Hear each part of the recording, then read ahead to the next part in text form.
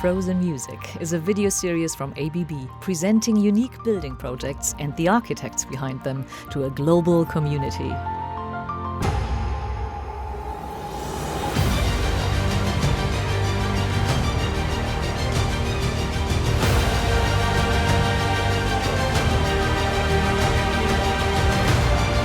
Follow us around the world.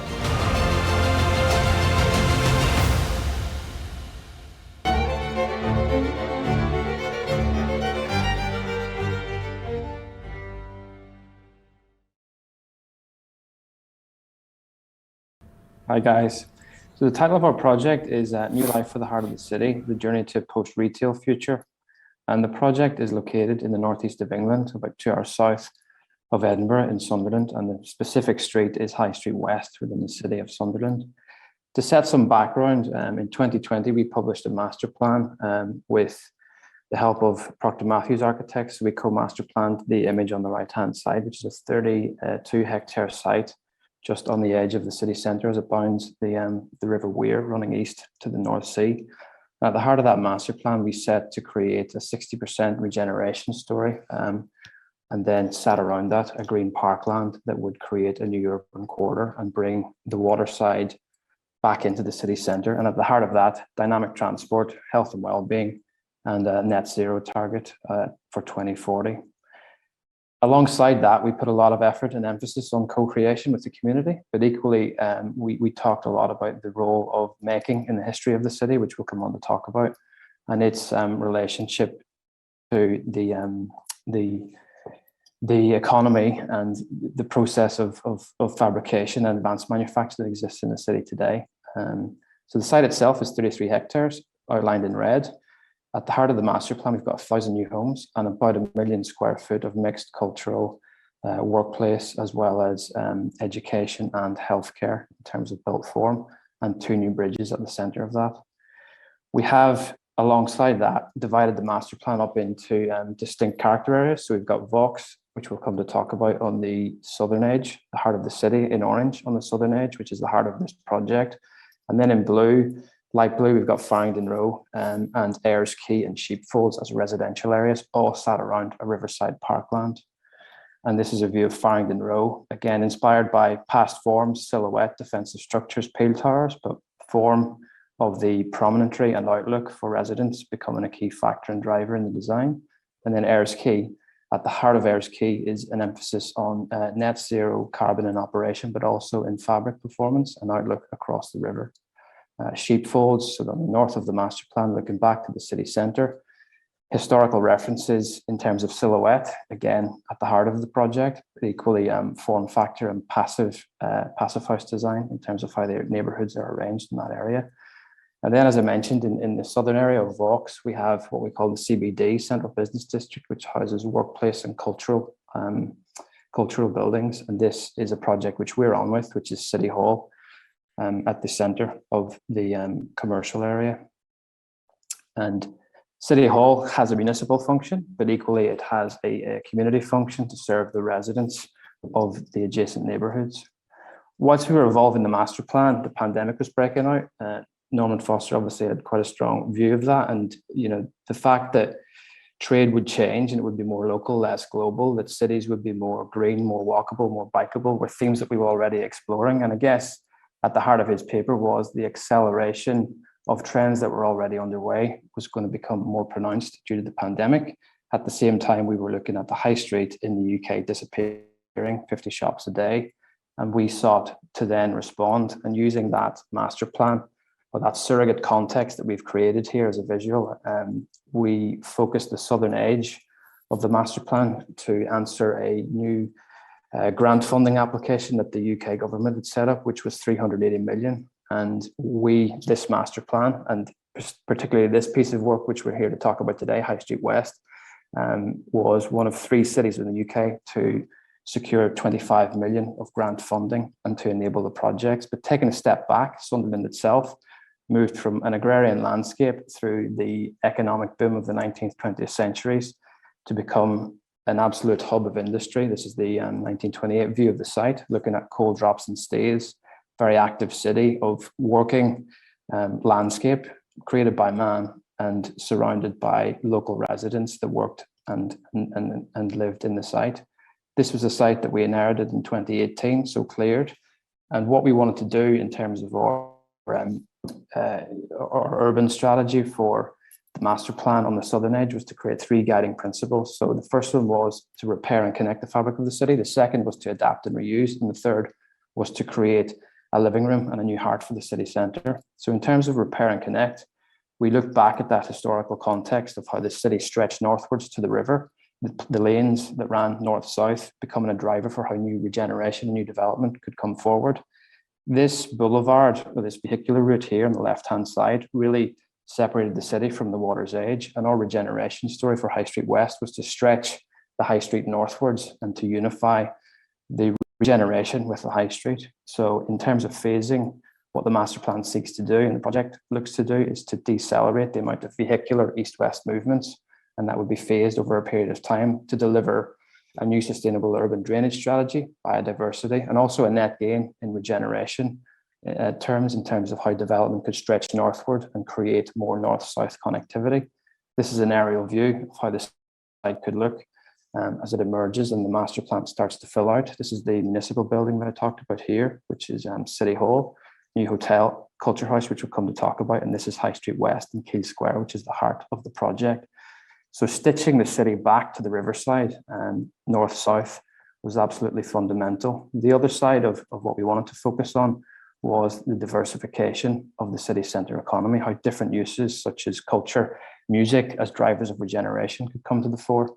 And at the heart of that, we started to look at how we could adapt and reuse existing buildings that sat within the confines of the master plan. This was a building called Crow Tree. It was a space frame designed by Gillens and Barnett and Partners in 1975. Very interesting, pretty cool. They worked with NASA Space Agency to generate that space frame structure. That still exists on the site today. And what we wanted to do was to kind of retain and adapt that space frame to create hybrid space, functional, flexible space that could be for rehearsal, that could facilitate filming space, that could create a platform for experiential space, as well as large-scale cultural events. And I mentioned music as a key driver in that regeneration story for the High Street. So that notion of hybrid space, retaining the structure of the space frame, gave an open field of play underneath for us to adapt and reuse. And then as it stretched northwards, the role of small to medium enterprise space, office space for new startups, as well as workshop space coming into the city centre to reanimate and reactivate what was historically retail space. The third project that anchored was the Culture House. At its heart, a living room in the heart of the city is the same, but within it, it has creative labs, media labs, virtual learning landscapes, craft space, immersive showcase spaces, archive space, and a city library. The project itself, when we bid for the funding application, we came up with a concept design, which was this, clustered and inspired by context, urban grain, silhouette, and form. We have since been evolving, and we're moving this forward now as a planning application, which is due to be submitted next week. And that funding that we unlocked from the £830 million of future High Street money has really enabled the development of this project. And at its heart, the role of media and the driver of media as a regeneration tool for the city centre to give access to the community for different forms of interpretation and broadcast space. This is an aerial view of the site today, 2020, looking eastwards.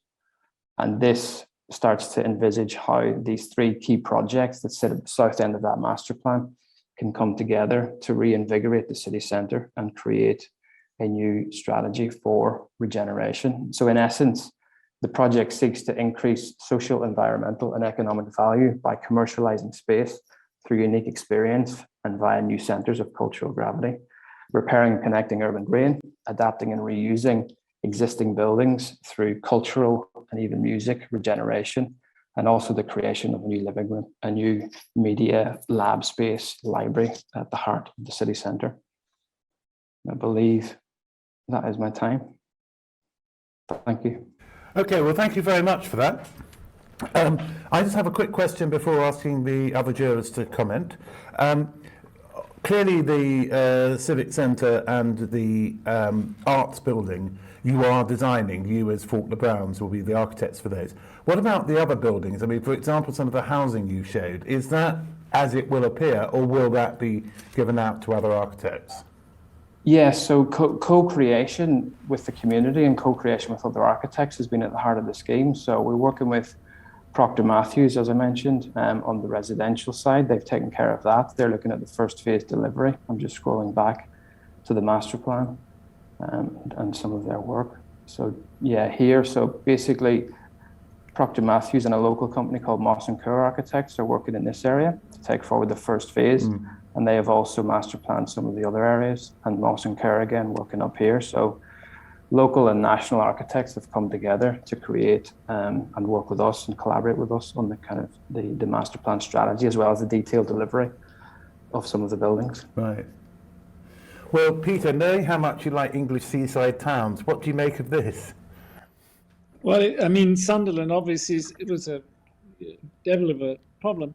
I think it's interesting that you very well stated that, you know, that the future involves new activities.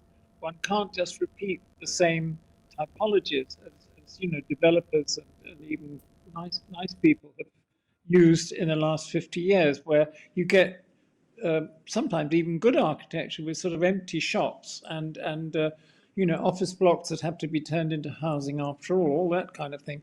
And I think that the root of the issue is not only to do with the grain of the city, and it's difficult with a city that had this heavy industry and is then kind of left with, you know, you see it in Buffalo and you know, Detroit as well as in the UK.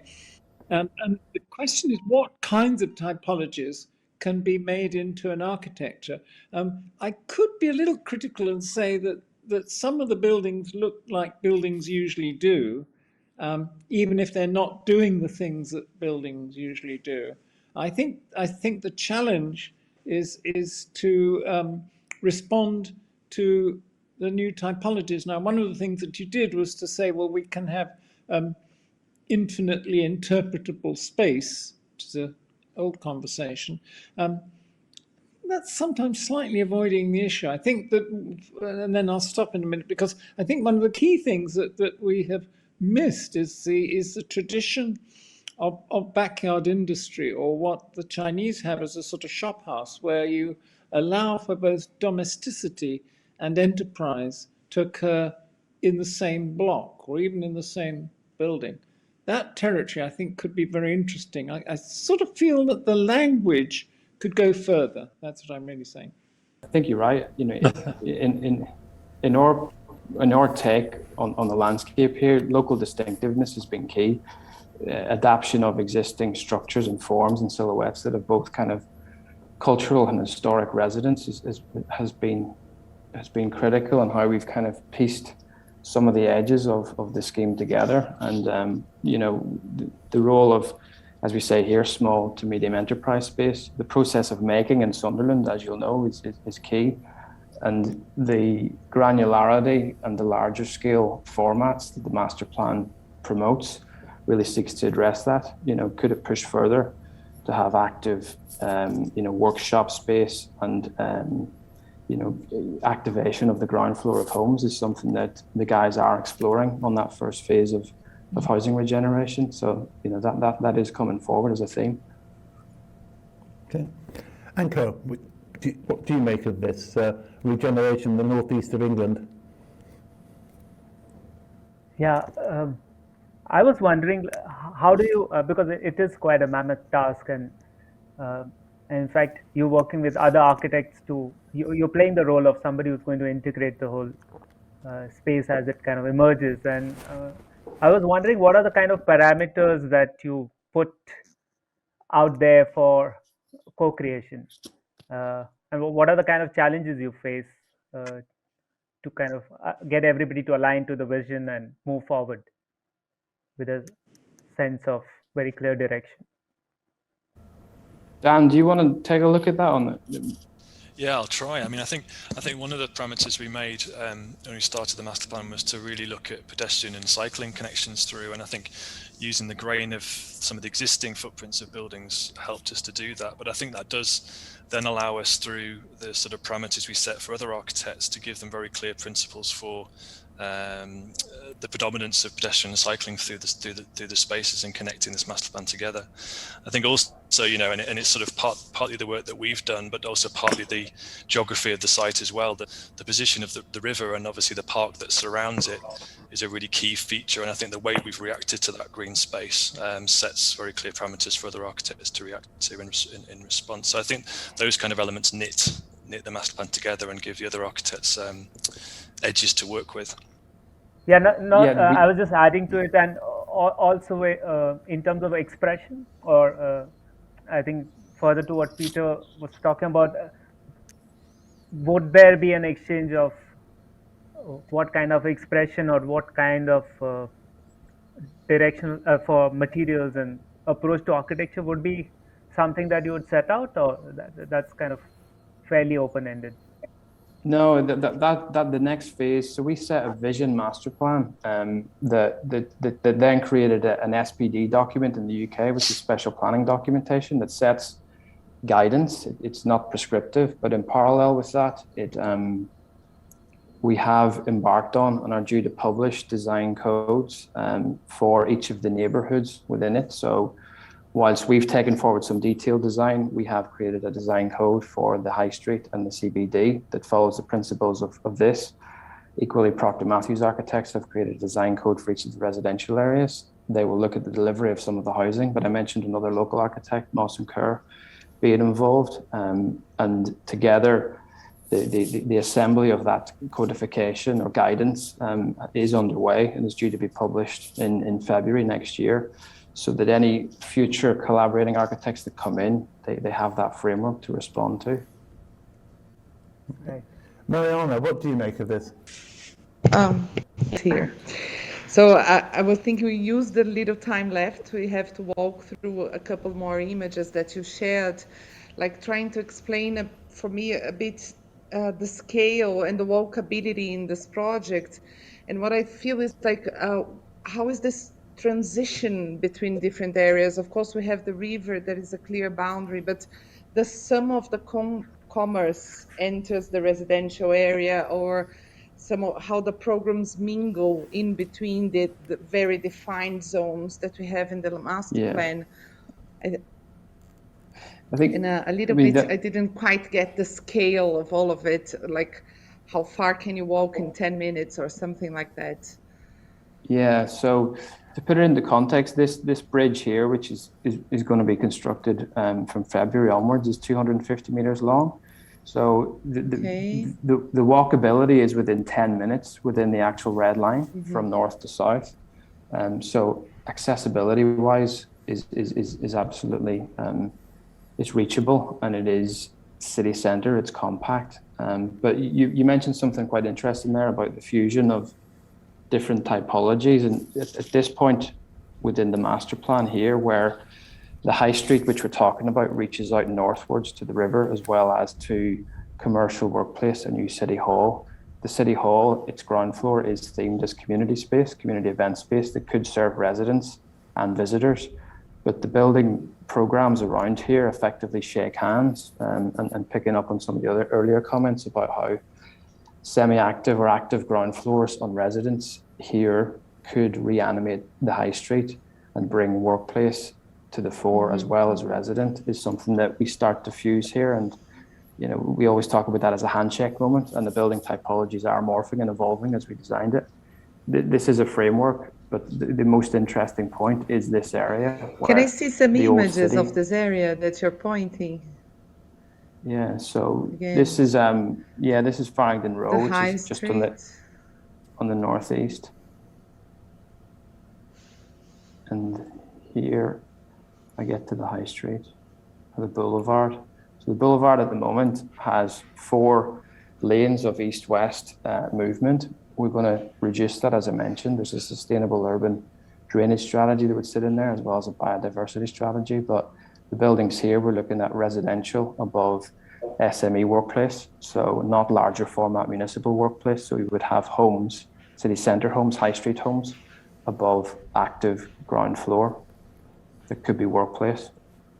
But that is trying to densify and increase the intensity in the streetscape, much like the historical grain of the city. I think we're used going to have to leave it there, but thank you very much for that.